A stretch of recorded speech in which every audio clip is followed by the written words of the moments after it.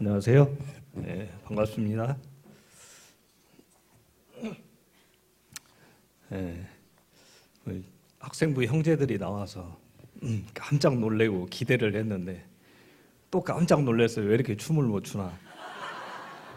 그랬더니 메인은 자매들이었구만요. 다음에 우리 학생부 형제들의 율동도 참 기대를 해보게 됩니다. 너무 참 좋고 참 발랄한 시간이었습니다. 이제 저는 오늘 여호와의 임재와 영광이 있는 곳으로라는 주제를 가지고 이렇게 말씀을 전하고자 합니다. 얼마 전 저희 큰딸에게 우리 성경을 한번 통독을 하자 그러면서 2달을 잡았어요. 어떤 사람은 80시간 만에 성경을 완독한다고도 하는데 2달이면 충분하지 않겠나 해서 약속을 하고 시작했습니다.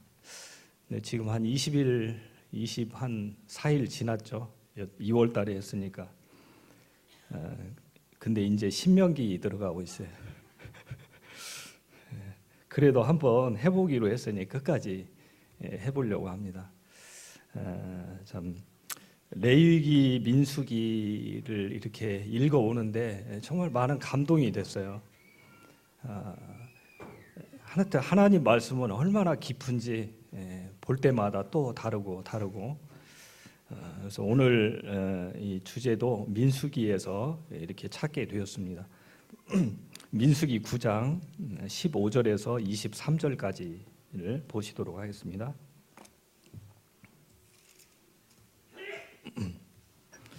제가 한 절 읽고 형제 자매님들 한 절 읽고 교도하도록 하겠습니다. 민수기 9장 15절에서 23절까지입니다. 성막을 세운 날에 구름이 성막 곧 증거의 성막을 덮었고 저녁이 되면 성막 위에 불 모양 같은 것이 나타나서 아침까지 이르렀으되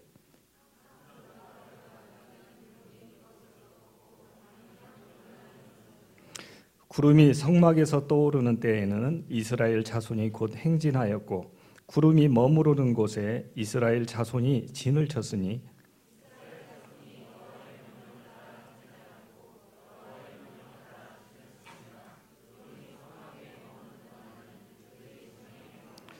구름이 성막 위에 머무는 날이 오랠 때에는 이스라엘 자손이 여호와의 명령을 지켜 행진하지 아니하였으며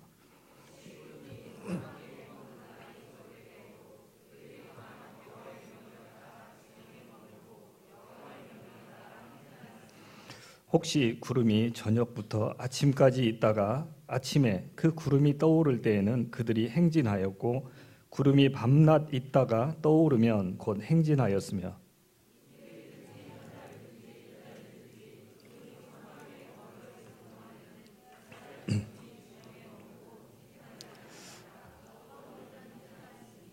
같이 읽도록 하겠습니다.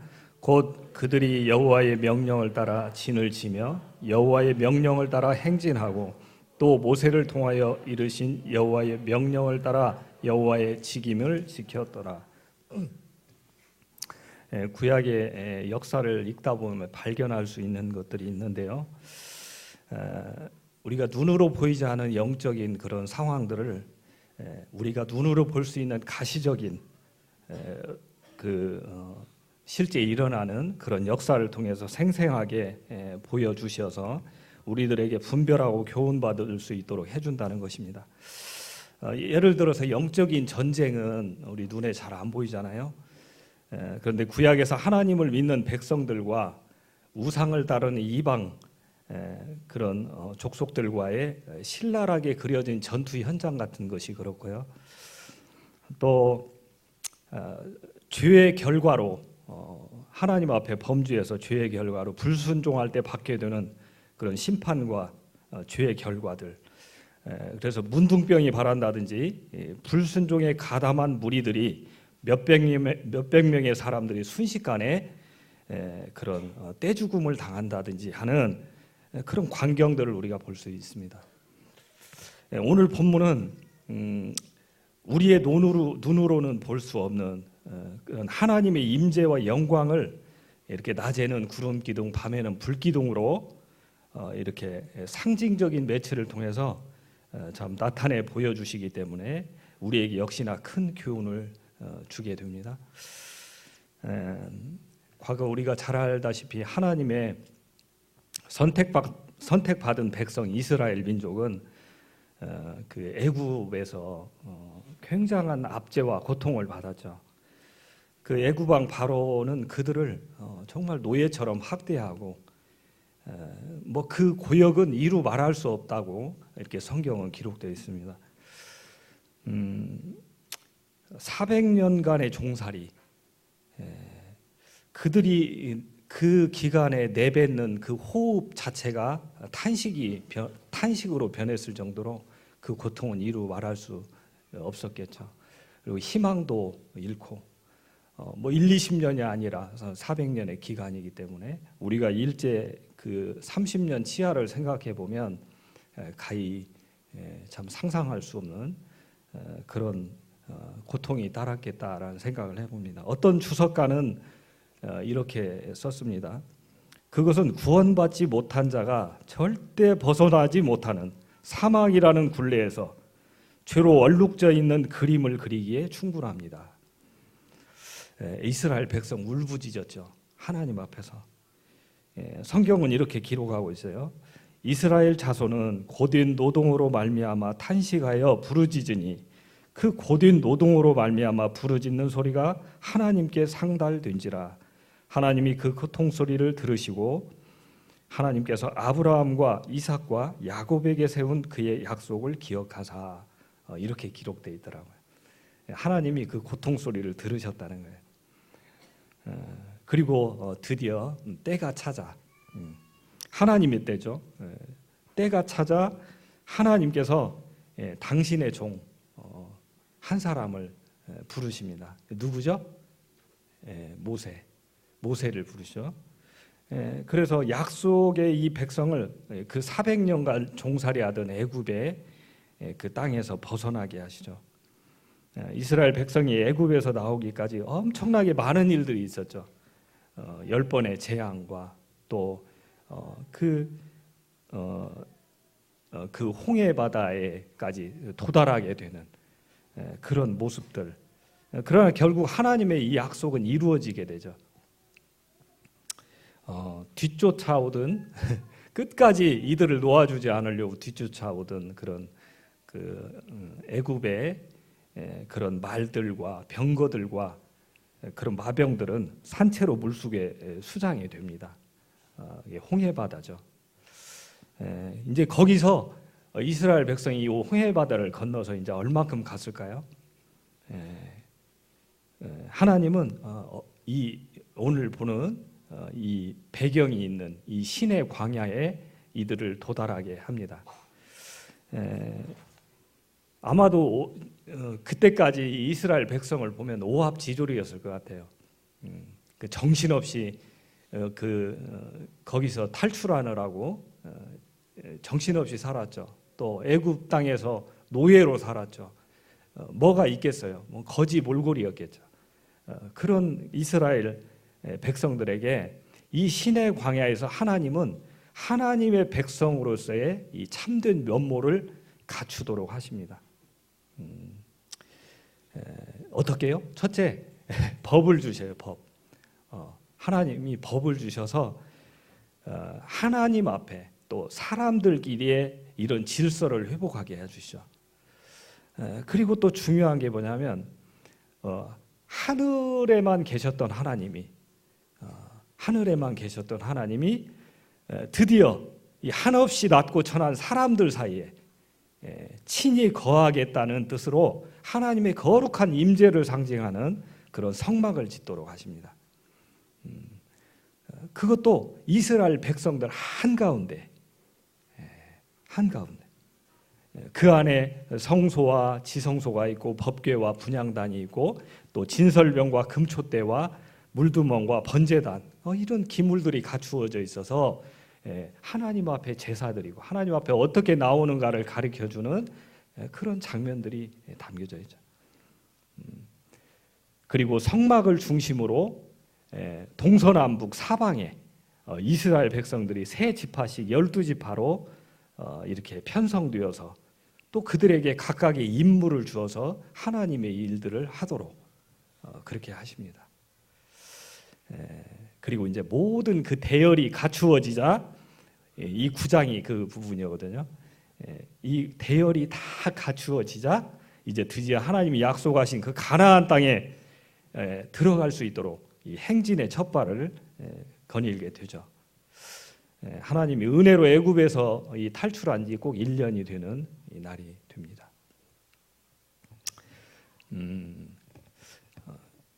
그들이 성막 다 완성하고 이 가나안 약속의 땅을 향해 출발하게 되는데, 아마도 백성들은 이 가나안 그 목적지만 막 생각하고 있을 것 같아요. 거기 들어가는 것만. 그런데 하나님은 그들에게 먼저 성막을 세우게 했어요.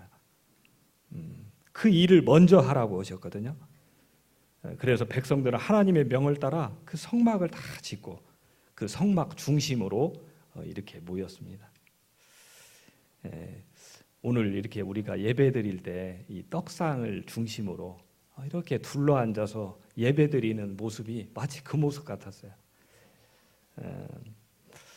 그래서 우리가 아까 읽었던 성막 15절을 보시면, 성막을 세운 날에 주님 구름이 성막 곧 증거의 성막을 덮었고, 이 말씀이 나옵니다. 이제 성막 다 세우니까 하나님의 임재의 상징인 구름이 성막을 쫙 덮습니다. 그리고 낮에는 구름 기둥, 밤에는 불 기둥이 성막 위에 머물러 있죠.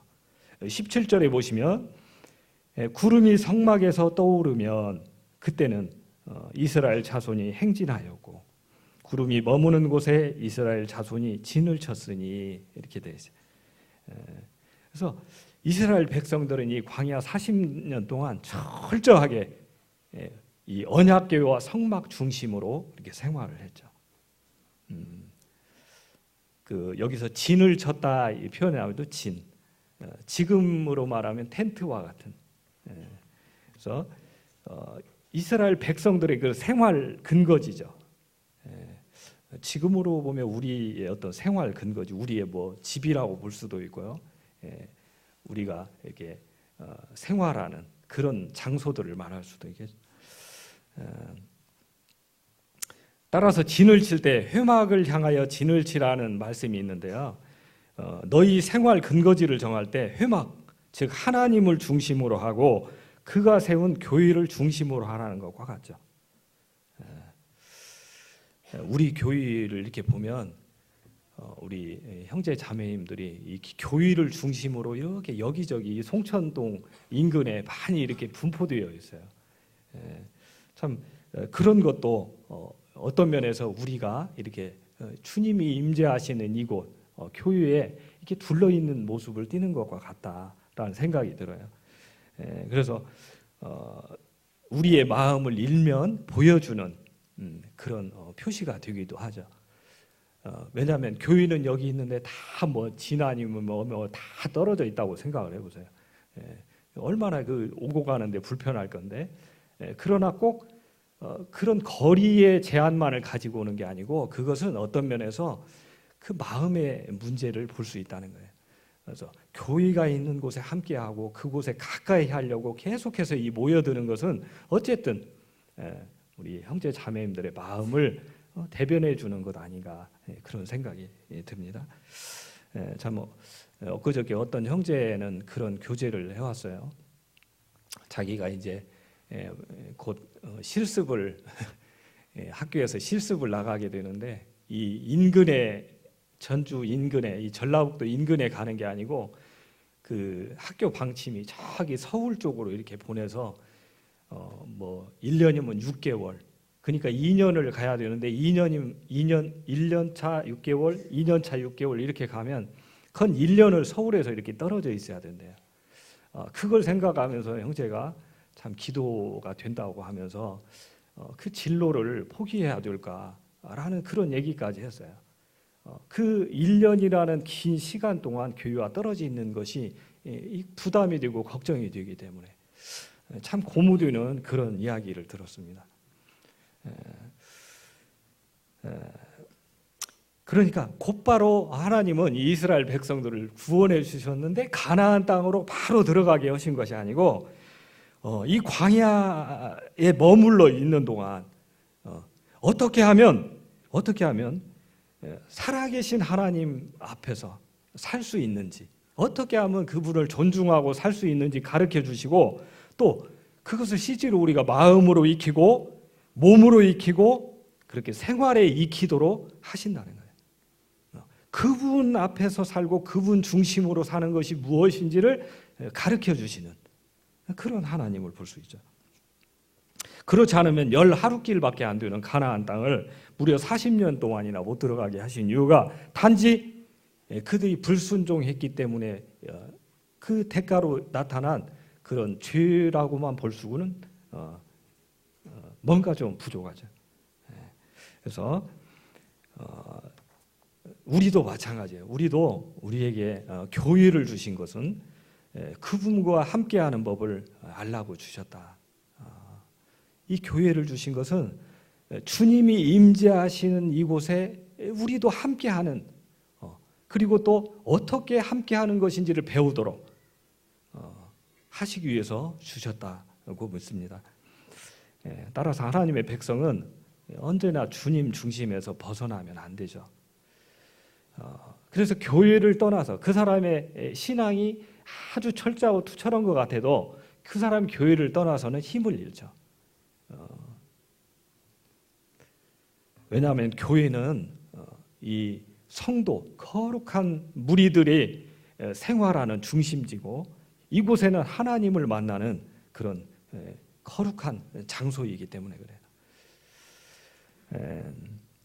17절에서 21절에 이렇게 보시면 구름이 이렇게 떠난다고 되어 있어요. 구름이 이렇게 떠오르게 되면 이스라엘 백성들도 얼른 텐트 싸가지고 같이 떠나고, 또 하나님이 이렇게 구름 기둥이 이렇게 가다가 또 머물면 또 텐트 풀어서 거기서 이렇게 장막을 쳐서 거기서 생활하고, 계속 이 일이 반복돼요. 구름이 떠나면 떠나가고, 구름이 멈추면 멈춰서고, 또 떠나면 떠나가고, 멈추면 멈춰서. 좀 빨리 떠나면 좋겠는데 또 안 떠날 때도 있으시고, 또 안 떠나서 이제 좀 머물러서 살만하니까 또 떠나시고. 모르겠어요. 그 중에는 어차피 떠날 거니까 텐트 풀지 말고 그냥 사는 분도 있었을지 모르겠는데, 하여튼 그렇게 철저히 하나님의 인도하심을 바라고 거기에 따라서 순종했다는 거예요.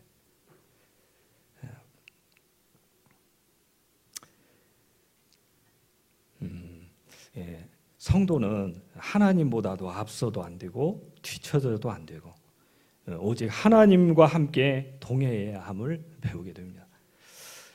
절대로 하나님의 임재가 없는 곳으로 가면 안 되죠. 그리 가면 안 되죠. 그것은 영적 방황이요, 나고 자고, 극단으로 말하면 하나님의 백성에서 떨어지는 거예요. 하나님의 임재가 없는 곳으로 가는 것은 자살행위예요. 우리가 그리스도인의 이 신앙 생활에서 실패하는 이유들을 보면은 굳이 분석 안 해도 알 수 있어요. 그것은 이 불기둥과 구름기둥을 따르지 않고 자기 뜻대로 행하기 때문에 그렇다는 거예요. 내가 생각하고 있는 방법이 옳다고 생각하고, 내가 경험한 어떤 경험적 노하우, 또 가치관, 자신의 느낌, 또 세상에서 말하는 그런 이치나 도리, 특히나 사람의 끈끈한 정, 이것에 이끌려 움직이기 때문에 하나님의 임재를 따라가지 못하는 거예요. 그분의 임재가 있는 곳에 함께하는 것이 정말 중요하죠. 우리는 언제나 주님의 임재가 있는 그 영광이 나타나는 그곳으로, 그 지점으로 우리는 돌아가야 됩니다. 그곳이 내가 머무를 곳이어야 되고요, 내 가정이 머무를 곳이어야 됩니다. 아무리 다른 것이 멋져 보여도 또 나를 끔찍하게 생각하는 누군가가 있다 할지라도 거기 따라가면 안 돼요. 그곳을 나의 은신처로, 나의 거처로 삼으면 안 돼요. 오늘 이렇게 생생하게 보여주는 거예요. 엊그제 매일의 묵상에서 우리 그런 말씀 보았죠. 수넴의 한 여자가 나왔어요. 그 고백은 정말 우리에게 큰 감동을 줍니다. 수넴의 그 한 여자, 여인. 그 여인은 이렇게 말하죠. 나는 내가 하나님의 백성들 가운데 살고 있는 것으로 만족합니다. 그리고 그 백성을 사랑합니다. 나는 상류 사이로 옮기는 것을 특별히 원하지 않습니다. 유명한 사람들과 사귐을 갖는 것은 나에게 아무런 특별한 관심도 끌지 못합니다. 나의 관심과 마음을 사로잡는 한 성도가 수백 명의 세상 재능가 이상으로 가치가 있습니다. 놀랍죠? 이 여인이 말하는 게 뭐죠? 돈도 아니라는 거예요. 명예도 아니라는 거예요. 상류 사위가 누리는 그런 고상함도 아니라는 거예요. 그런 것은 자기의 마음을 끌지 못한다는 거예요. 자기는 하나님을 정말로 사랑하는 그 백성들 속에 있는 것이 가장 좋다고 이런 말을 합니다. 참 슬기로운 여인인 것 같아요. 정말 슬기로운 여인이다라는 생각이 들어요. 우리 청년 형제들은 이런 슬기로운 여인들을 붙잡으시기 바랍니다. 또 시편의 기자는 그 말을 이렇게도 표현했죠. 주의 궁정에서의 한 날이 다른 곳에서 첫날보다 나은즉 악인의 장막에 사는 것보다 내 하나님의 성전 문지기로 있는 것이 좋사오니. 하나님의 임재가 있는 곳에 함께 하시기를 언제나 그렇게 결정하고 그렇게 가시기를 바라요. 우리는 이 순간순간에 우리가 겪는 이 상황들 속에서 여러 가지 이유를 댈 수 있죠. 그래서 이런 이유, 저런 이유, 이런 상처, 저런 상처를 말하면서 나는 이래서도 못했고 또 저래서 못했고 이래서 못하고 저래서 같이 할 수 없다고 여러 핑계 댈 수 있어요. 하나님이 함께 하시는 곳에 내가 있어야 되는데 그렇지 않은 많은 핑계를 댈 수 있어요. 그러나 냉정하리 마치 성경을 보세요. 성경은 정말로 냉정하게 써 있는 듯이 보여요. 오직 그 사람이 여호와의 임재가 있는 곳에 함께 있느냐, 함께 있지 못했느냐라고 하는 그 단순한 사실들만을 기록하고 있어요.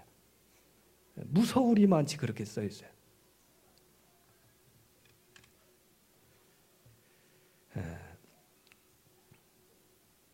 우리 온고을 송천교회가 여기 주소 온고을 송천로인가요? 여기가 가리네로인가요? 아무튼 여기 49-3번지에 있는데 여기에 언제나 우리 교회가 머물러 있다고 생각하면 큰 착각이죠. 그래서 내가 언제나 여기만 나오면 나는 하나님이 계신 그곳에 내가 함께 있다고 생각한다는 것은 그 사람의 착각일 수 있어요. 지난 우리 교회의 모습들을 보면 우리 교회는 언제고 하나님이 이끄시는 것을 봐요. 그 자리에 이 땅덩어리 이곳에 이 번지에 매여 있는 교회가 아니에요. 우리는 하나님이 이끄시는 대로 움직여 가고 있었고 또 때로는 멈춰 서서 하나님의 음성을 들었고 그랬다는 사실을 우리가 봐야 된다는 거예요. 참 이번 주 수요 찬양 간증을 보면서 정말 감동됐어요. 지체들이 드리는 그런 찬양과 간증, 그 속에서 하나님의 임재를 경험했어요. 어떤 형제님은 못 치는 기타지만 본인이 그렇게 말했잖아요. 못 치는 기타라고. 예. 또 음정박자 잘 맞지 않지만 그런 목소리이지만 마음으로 부르는 그 찬양을 들었어요. 하나님 그런 찬양 받으시죠. 세련되게 악기 잘 다루면 뭐 할 거예요? 그럼 속으면 안 돼요.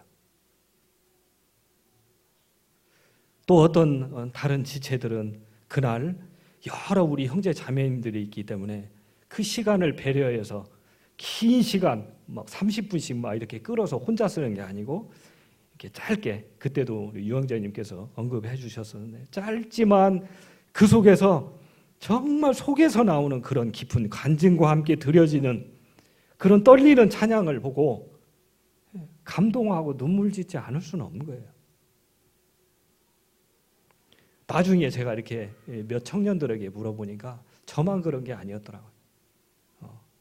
많은 사람들이 그날 그 하나님의 임재를 느꼈던 거예요. 심지어 이름을 거론해서 그런데 우리 이주영 형제가 눈물을 흘렸다고 하니까 나머지 다 흘렸을 것 같아요. 말 그대로 찬양 간증이었죠.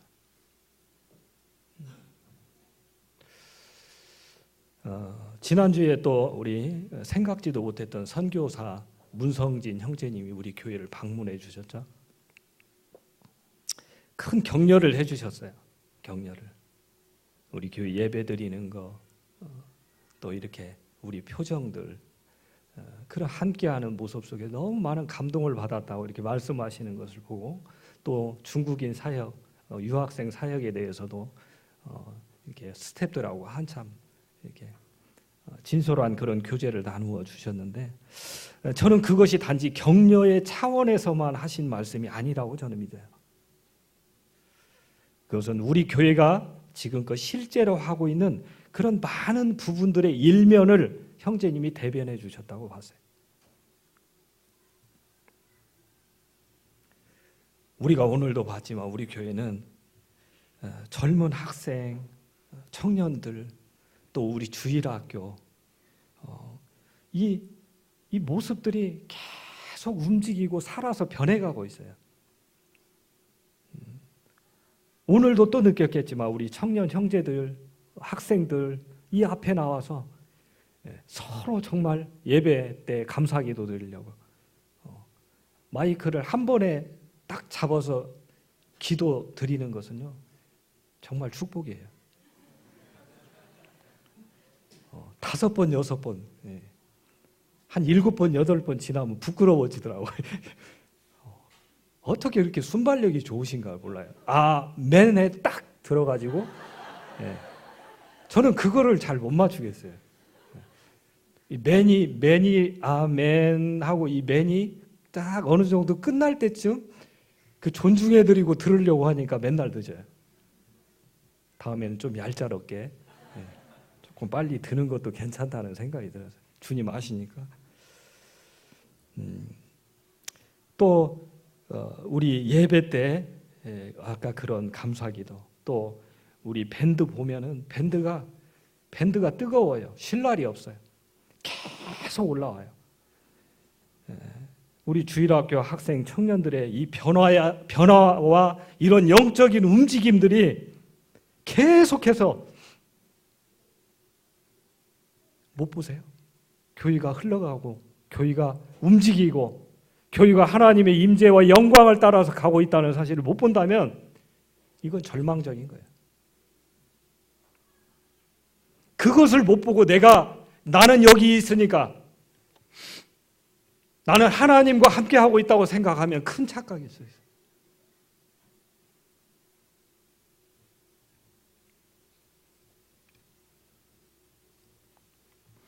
또 3월부터 새로 시작되는 그 화요 자매의 또 새벽 기도, 또 금요 소그룹, 쉼없이 또 다음 방학 때까지 돌아가겠죠.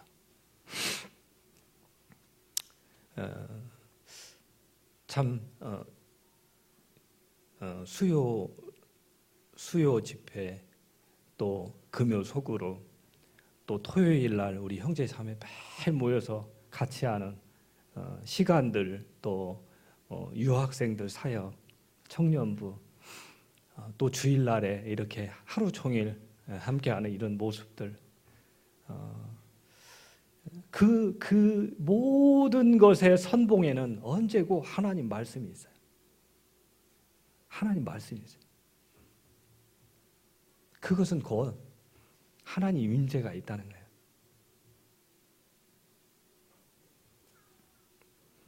우리는 이러한 일들에 함께 해야 됩니다. 함께 해야 돼요. 하나님이 임재하시는 이 성막 주변에 나는 이 하나님의 백성이라는 이 이스라엘 백성의 범주 안에 절대로 거기서 밖으로 나가면 안 돼요. 그건 죽은 목숨이에요. 하나님이 떠나실 때 같이 떠나야 돼요. 하나님이 영광이 머무는 곳에, 그분의 임재가 있는 곳에 함께 하기로 결정해야 돼요. 우리는 이 사실을 참 쉽게 생각하고 또 잊어버릴 수도 있죠. 그런데 너무 중요한 거예요. 내가 누구와 어느 곳에 있어야 되는가 하는 가장 중요한 지표가 되기 때문이에요. 사람 쫓아가면 안 돼요. 임재와 영광이 없는 그곳에 같이 가면 안 돼요. 두려운 거예요.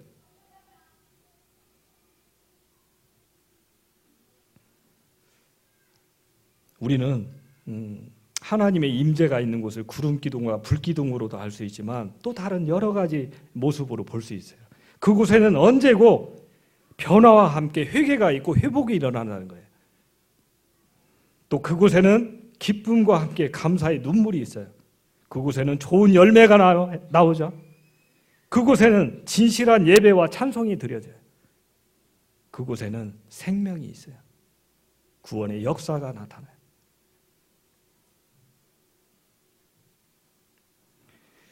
우리는 살면서 수많은 결정, 결단, 결심을 하고 살아갑니다.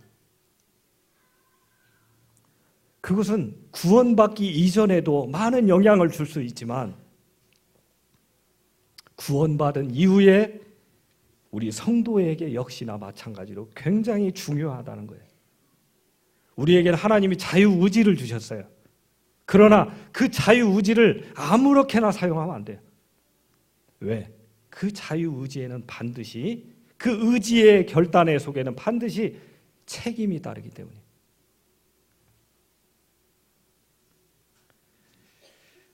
우리가 어떻게 하기로 결단하고 나아가는 그 결과는 매우 중요하면서도 분명하게 나타나게 됩니다. 성경은 오늘도 이 15절에서 23절을 다시 한번 읽어보세요. 이 절을 읽어보시면 성경은 이런 사실들을 감추지 않고 드러내 보여주셔요. 드러내 보여주셔요. 아니, 오히려 적극적으로 가르쳐 주셔요.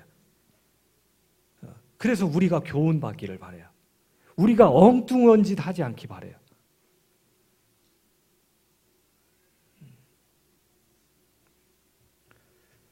저도 항상 이런 부분에 대해서 묵상하고 생각해요. 제가 뭔가 찜찜하고 이상하고 또 우리 가정이 뭔가 애매할 때가 오면 언제고 마음에 그래요. 이 지점으로 나는 가야 된다. 언제고 이 지점으로 가서 주님 앞에서 살아야 된다. 착각하면 안 돼요.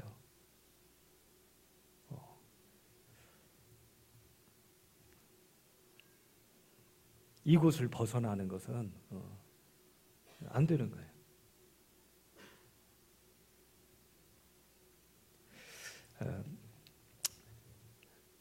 3월 달이 참 기대가 됩니다. 장로로서 어쨌든 말씀도 전하고 막 그러려면 많이 신경도 쓰이고 그래요. 팍팍할 때도 있고 또 어쨌든 직업을 가지고 있기 때문에 좀 그러긴 해요. 근데도 감사해요. 참 이런 참 직장을 주셔서 틈틈이 이렇게 주님을 섬길 수 있다는 게, 저도 알아요. 제가 이 영적으로 어쨌든 이 말씀 막 이렇게 은사사역이 있는 건 아니에요. 근데 그래도 주님이 어떤 면에서 저에게 이런 중심을 주시고, 그래서 저는 진실되게 그냥 제가 하나님 앞에서 받은 것을 그대로 표현하고 저는 그래야 되겠다, 그런 마음을 가져요. 새벽 기도 때도 우리가 메이데이 묵상을 큐티를 또 하겠죠. 큐티를 볼 때마다 깜짝깜짝 놀래요. 그래서 참 부끄러워질 때가 많아요. 어떻게 이렇게 살 수 있을까? 근데 그러면서도 평안이 있어요. 그래, 이 큐티가 가리키는 곳이 바로 주님의 임재가 있는 곳으로 우리를 이끌어 주시는 거구나. 내가 해찰할 때 정신 번뜩 나게 해서 다시 그 지점으로 나를 불러주는 말씀이구나. 그래서 이 큐티의 말씀을 보면 항상 앞에 하나님 말씀이 있어요. 하나님 말씀이. 그리고 여기에서 벗어나지 않는 범주 내에서 하여튼 신랄하게 말씀해 주세요. 채찍이 될 수 있죠. 채찍. 아주 강한 다그침이 될 수 있죠. 정신 번쩍 나게, 당황스럽게 할 수 있죠. 그러나 저희가 엄원대로 가지 않기 위해서는 그 말씀 사랑해야 된다고 저는 믿어요.